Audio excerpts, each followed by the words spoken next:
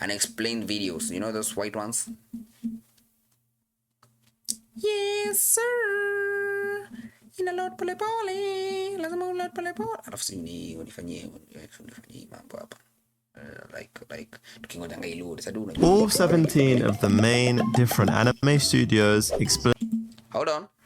Najua hujafika bandwidth ya extosha. Boost kidogo. Hapo. Sema hapo. Hapo.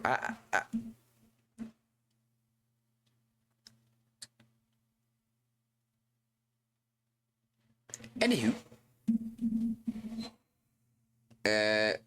What am I looking for again?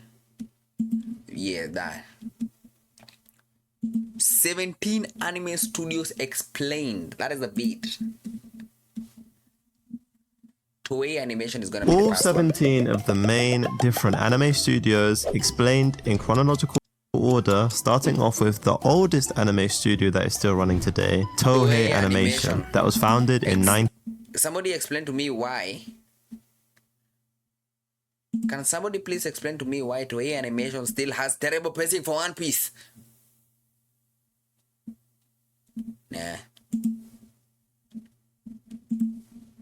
1948. They're best known for One Piece, Dragon Ball, Slam Dunk, and a bunch of other iconic animes. It's safe to say that they are a massive studio who have helped bring a lot of anime to the West and sometimes even considered the Disney of the East. However, the downside to their massive size and just being around for so long is that they take on loads of different anime projects, and then they end up being trash. That often hurts the animation quality, meaning that it's often a mixed bag. I mean, you just have to look at One Piece. Sometimes it's peak. Sometimes it's the most diabolical thing with the most laziest animation you've ever seen.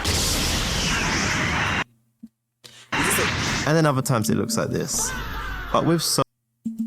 Is it big projects and you wanna outsource animators when you're freelancing out? The people that are actually employed at Toei have no soul for the projects, man.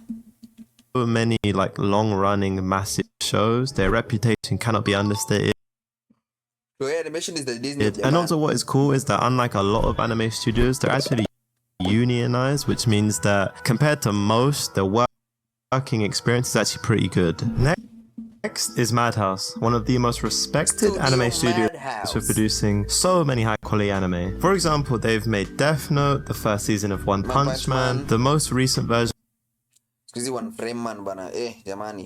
Hunter x Hunter, Hajime no Ippo, and most recently, Frieren. One of the main reasons for their growth was because one of their co-founders and later president, Masu Maruyama, had a great Masu Maruyama is the literal talent, he's the literal goat of animation. He has worked for, I don't think he's worked for Toei, I'm not sure. He's worked for a company that has been there, the company that did Astro Boy. Meant that Madhouse was able to work with some elite anime directors such as Satoshi Kon, Marumu Usoda, and Masasaki Yusa. However, in 2010, Maruyama, now in his 70s, left to make mappa because it seemed that he wanted more creative freedom, and he took a bunch of key staff with him as well. This did hurt Madhouse, but they still dropped Frieren, and I mean, that anime is complete peak. It looks so sick, so I'm guessing that they're doing fine, to be fair. However, in terms of workplace conditions, Madhouse has been known to overwork their animators, unfortunately, like a lot of Frieren has no notes. Anime studios that we're going to find out in this video as well. Moving on, we have Sunrise. Now, like Madhouse, Studio Madhouse is working people more than Mappa. I cannot believe that, man. Why did loading now? It's not like I need these videos to be go on YouTube and get highest quality. They were also founded in 1972, and they have also completely changed the game. Madness.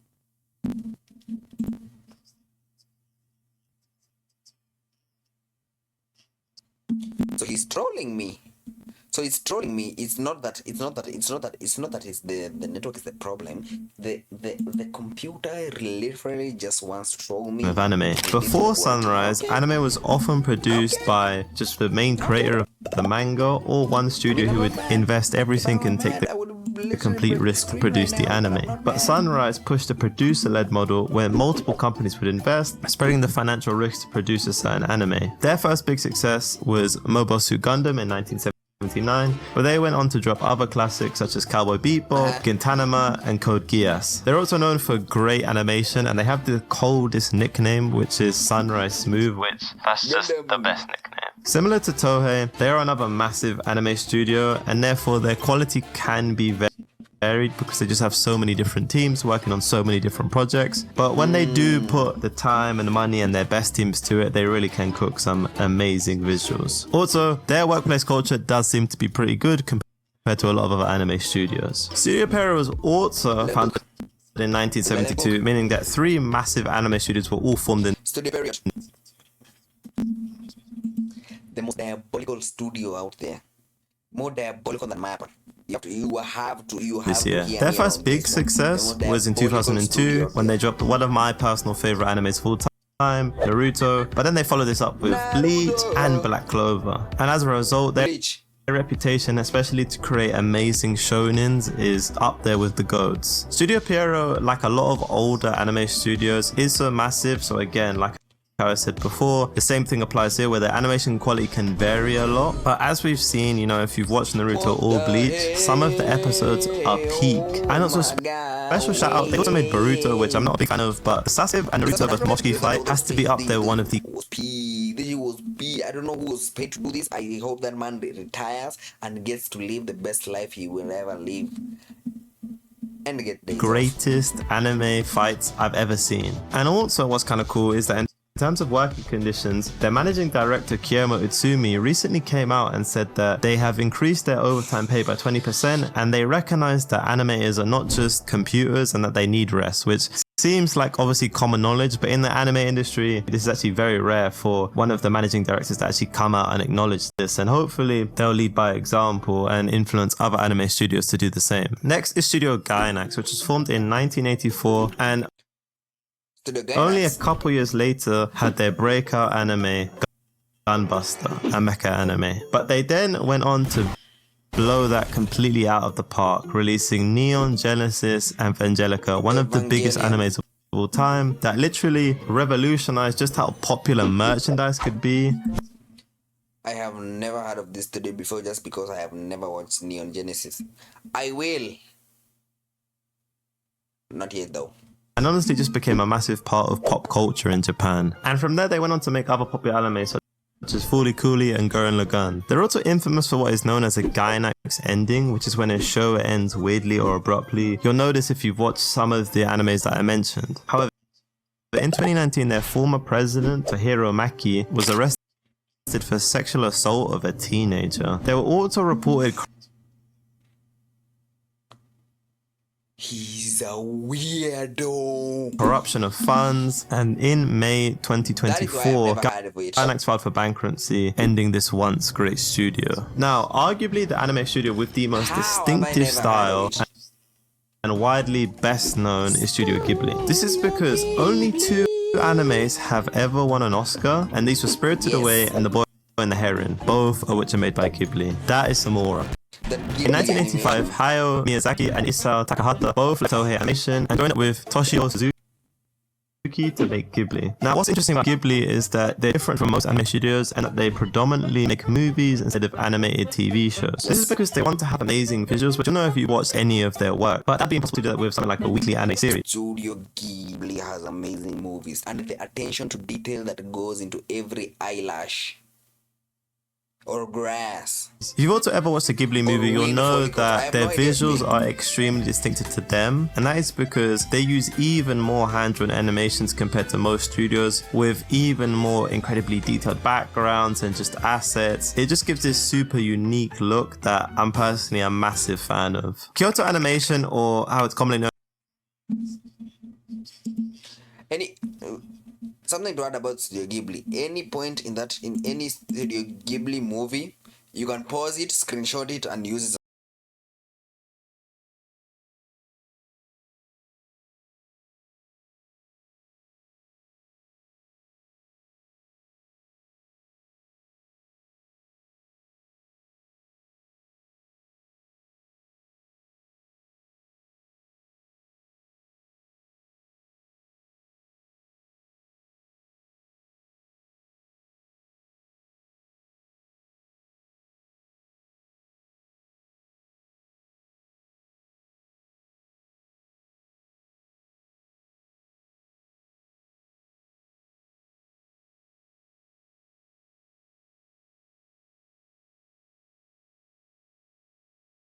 as a wallpaper. Guaranteed. Mwah, I can put my trades on the line of that one.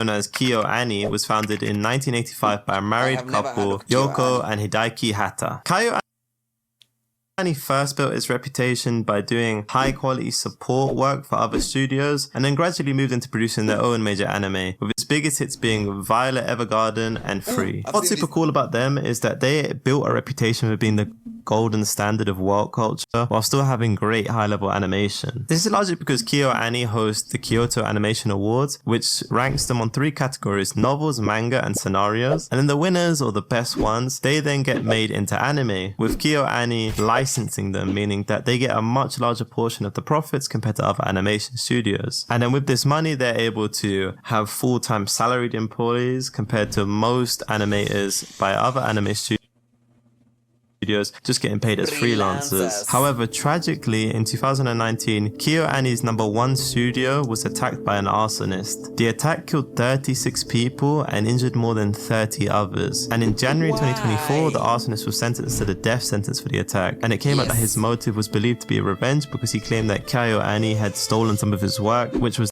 never proven to be true. However, fortunately, the studio has begun to bounce back, with it releasing anime such as Box of Tomorrow and City the Animation since then. Next, we have Production IG, which was founded in 1987 by Mitsushi Izukawa and Takayuki Goto. And that is where the IG in the name comes from. I for Izukawa and G for Goto. Their biggest turning point was when they released Ghost in the Shell, which came out in 1985 and was directed by Marumu Oshii. It quickly became one of the most influential anime films ever made and helped them find the cyberpunk anime genre and influence Western sci-fi so much that it was actually attributed to influencing The Matrix. Since then, they've gone to make both Haikyuu and Kuroko no Basket, 2 of the most goated sports animes of all time, with Haikyuu single-handedly raising Japanese volleyball to new heights. They also own Wit Studio as a subsidiary. These are guys who made AOD and Season 1 of Vinland Saga, who I'll get onto soon. They are subsidiaries. They own Wit Studio.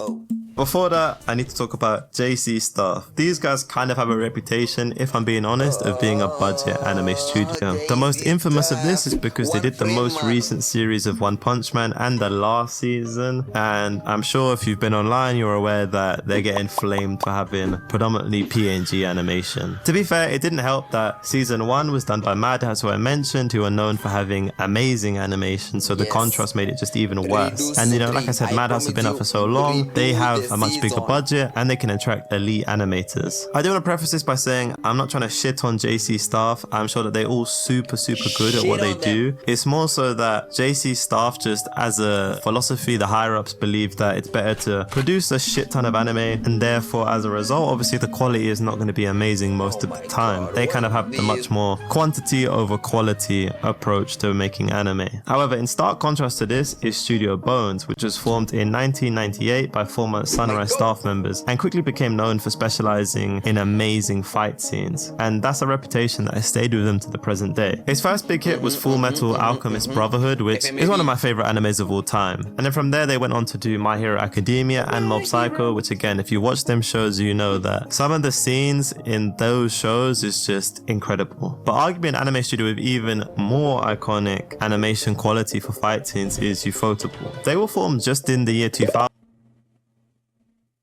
by Hikoraku Kondo, and they first gained traction working with the game company Type Moon, where they adapted their games into animes such as the Fate series and Guardian of Sinners. However, their big break was in 2019 with Demon Slayer, which became an instant hit, especially for its crazy level of animation. They then released Demon Ufotable, where's my movie at? Been waiting for too long. Where's the part 2? Where's the part 2 at? Where's the part 2 at? Where the part 2 at? Can you do like a sneak peek? It's taking too long, man. I need me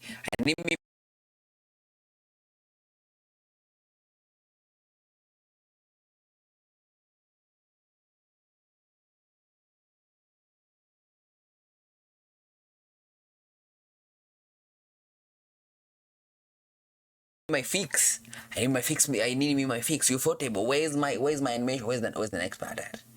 Where's the next movie? Drop the next movie. Can you push it to a month earlier or something? I don't know. Let's work something out, man. I need me more Demon Slayer.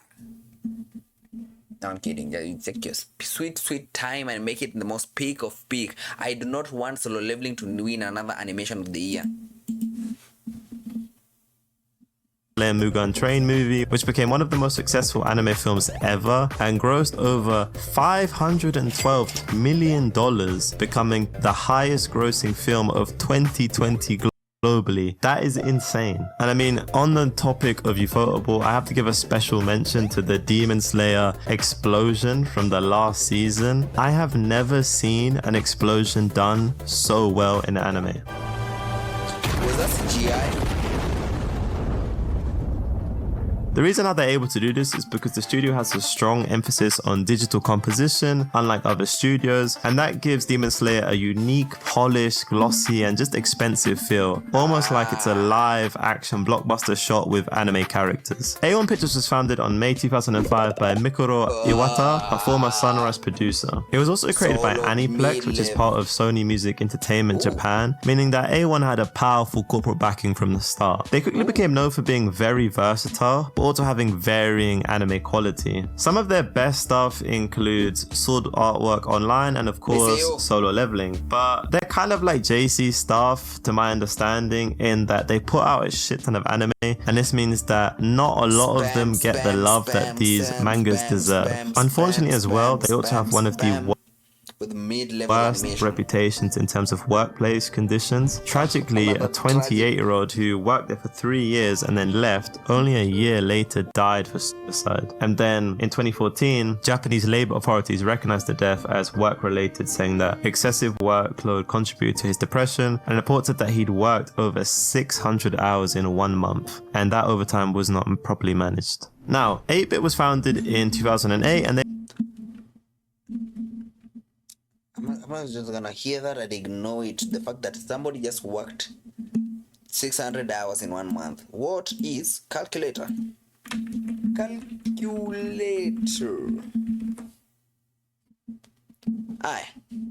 6,000. Wait. Where's the delete? 6,000 divided by 30 days gives me around, that doesn't seem right. 200 days, what? No, something ain't right. Let me see. 600 hours divided by, it's supposed to be times 24. Nah, what is GMath? 600 hours divided by 30. 20 hours a day.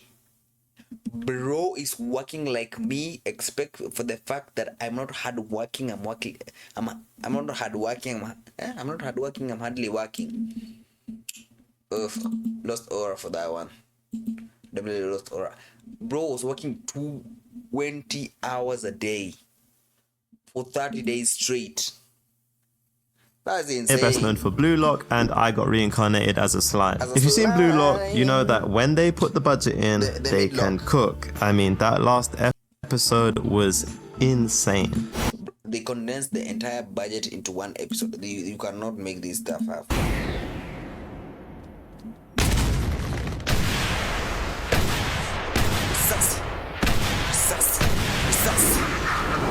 But when they don't, it's bad. I mean, if you watched most PNG of the season 2 of Blue Lock, though, PNG Lock, these people are not moving. This is just one drawn picture.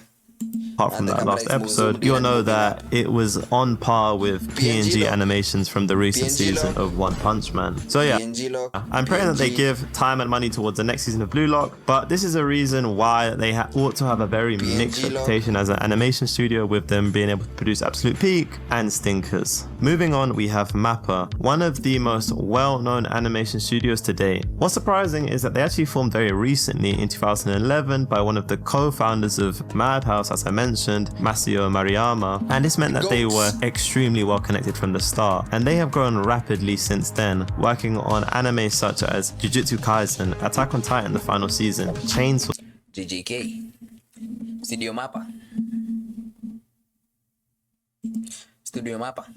Where's my second season? Where's my batch 2? Where's my part 2? I need me my idol Death Gamble. Where's that JJK? We can organize the fact that you can give me that JJK early, and then I can sacrifice my hair. That is a willing sacrifice that I'm willing to make. You know, work with me here. Mappa Studios, can you release that shit like a week early or something, or maybe a month? No, come on, work with me here. Work with me. I'm kidding. Take your sweet time. I just need that animation to be crispy. Oh man, Hell's Paradise and Vinland Saga Season 2. I mean, that is a crazy catalogue, especially considering, again, they started in 2011. However, in 2016, Mariyama left and was replaced by Manabu Osoka, and this is where they started to become more of a controversial studio. Despite their amazing quality, the work conditions are just straight up awful. In particular, during season 2 of JJK, there were multiple animators describing the brutal work conditions and their terrible treatment while working on the season. It's a big shame because I love the shows Mappa makes, but I think we can all agree that we hope the animes get paid more and they just get treated way better. Another studio formed in 2011 was Studio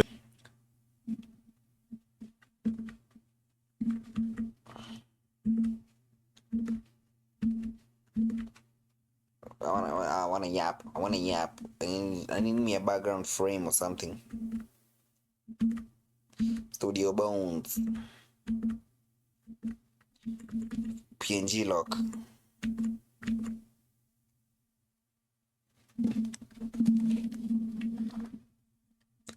As an anime fan, I have two very weird, very controversial, I don't know how to put it.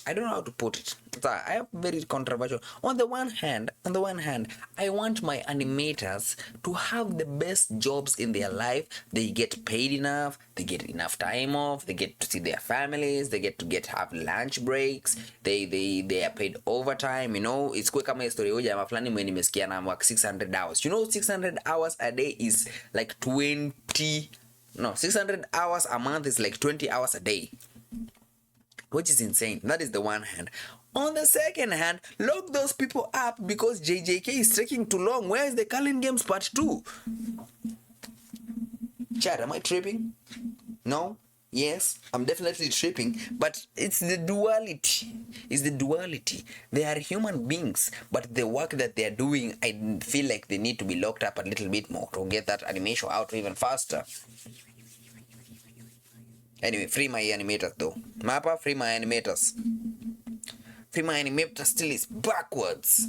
Shout out Rapsopeti. Anyway, moving on. Studio Bones. Mappa, Imisha.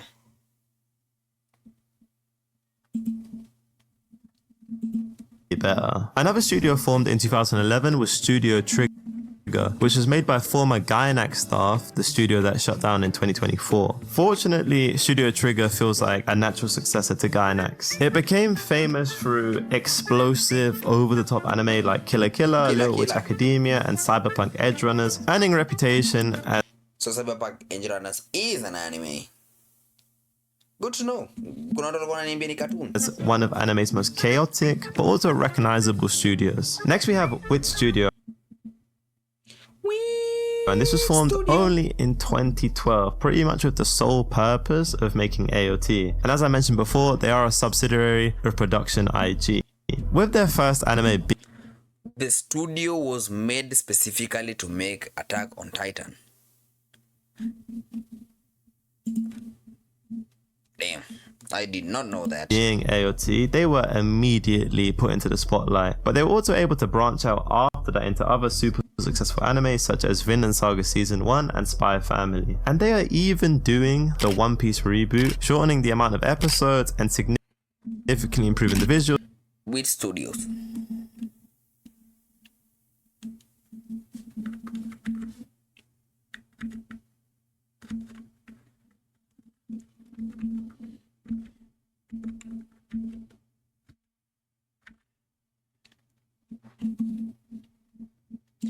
Dear Wit Studios, I am writing to you this letter all the way from the big 254. Yeah, everything is not fine here. Kasongo amepitisha finance bill, but that does not matter. Can I get that wheat piece early? Lazima ningoje baka 2027. You know 2027 is gonna be a long year. I will be distracted with wanting to take people home. However, if you are able to organize the way I can watch the wheat piece, even if it's 2 episodes, from August, I will really appreciate it. But if you can push it to December, which is fine, I'm gonna need it to be 6 episodes. All I need from you is to remove and make that shit public, bana. I need to see a trailer or something. Damn, is it picture and in a bro? Anyway, let me trip. Take your sweet time. I do not need the repetition of Toei Animation to be brought to the slander of the greatest piece of fiction ever written. Thank you. Moving on to the video.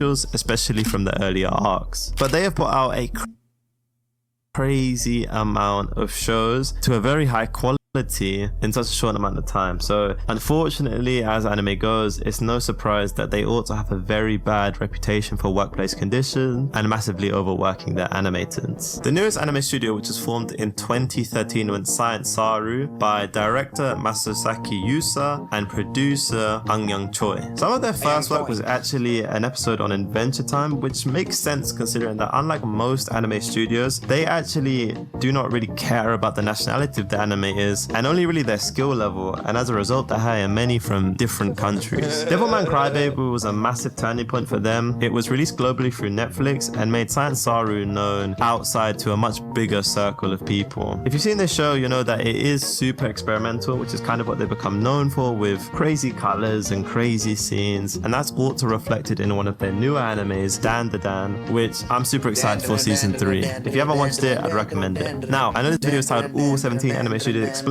but I just wanted to cover the main ones and the ones that I like. But moving on, if you want to check out every single IRL reference in Jujutsu Kaisen, then click here, and thank you very much for watching. No, I don't want that. Anyway, I need those studios to be finished with those projects immediately. It'll take too long.